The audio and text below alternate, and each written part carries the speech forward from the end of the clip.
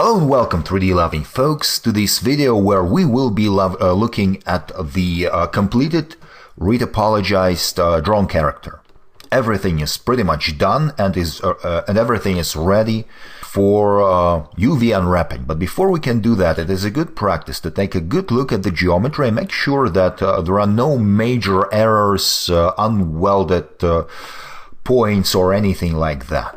Because once we start unwrapping, it will be much harder to fix those mistakes. Obviously, the turbine and the claw, as well as these elements, they are identical, left and right, and that's why we only need to unwrap and bake maps for them once, and then we will just mirror it to the other side. Pretty obvious. Just very quickly, I wanted to say a few words here why, in the first place, I have decided to separate these handles. It's always a strategic decision how you break up your geometry into elements, because pretty much all the characters, very rarely, only very simple characters can be made as a single mesh. Usually it makes sense to break them up. And here, if those handles would be merged with the body of the drone, it would tremendously complicate the topology. And that is pretty much the only reason. It would be possible to do, but really no reason to do that. One very good way to make sure that the let me isolate it, that the surface of your model is okay at a glance is to subdivide it. In 3ds Max, we're here in 3ds Max, you just put turbosmooth modifier on top of the stack and everything is smooth. But we are doing it simply to see if there are anything wrong with the topology.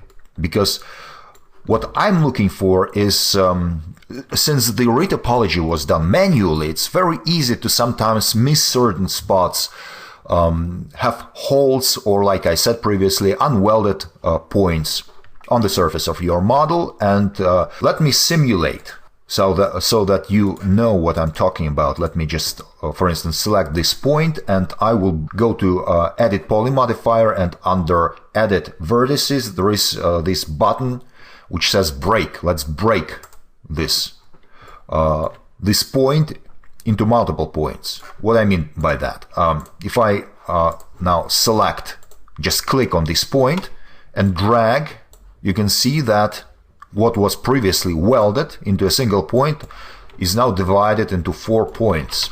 Let me undo this. They are now in one place again, but they're still divided. So when I put on the turbosmooth modifier, turbosmooth, you sort of see, if you're really careful, that something is wrong. And it's even easier to see if I remove the mesh like this. See? Everything is smooth, but here we have this visible something on the surface. In order to see this clearly, you need to make sure that you have only one smoothing group applied to the entire model. Because if there are more, like here, I've selected a polygon and I have applied a different smoothing group to it. It can look like a defect of topology. But if you have a single smoothing group applied to everything, everything should be smooth visually, except for places like this, where vertices are separated, not welded together. So what we need to do, we need to find these places, like here, and we need to weld them. So instead of break, I choose weld. And now it is fixed. It is fixed if I apply the turbosmooth modifier again. See, there is no problem. Everything is smooth. So I'm looking, I can even increase the iterations to make sure that the mesh is dense enough, and everything seems fine. Everything seems fine, so I remove the turbosmooth modifier and I unhide other elements, and I will basically do the same for each element here, for instance. Are there any defects on the surface? I don't know.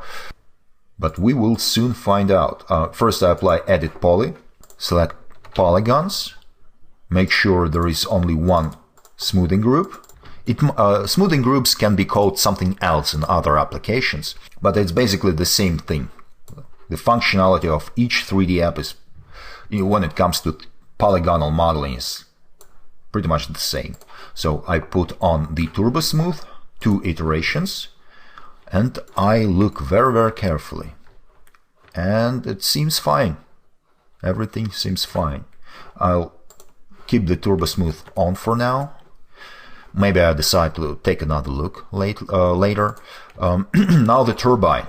The turbine here consists of 2 elements. The propeller, the blades, and the outer rim of the turbine. So I put the turbosmooth on, and again I take a good look at it. I might want to check the topology also.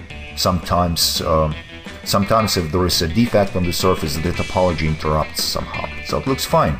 Let's stop here, and in the next lesson we will get to the actual unwrapping.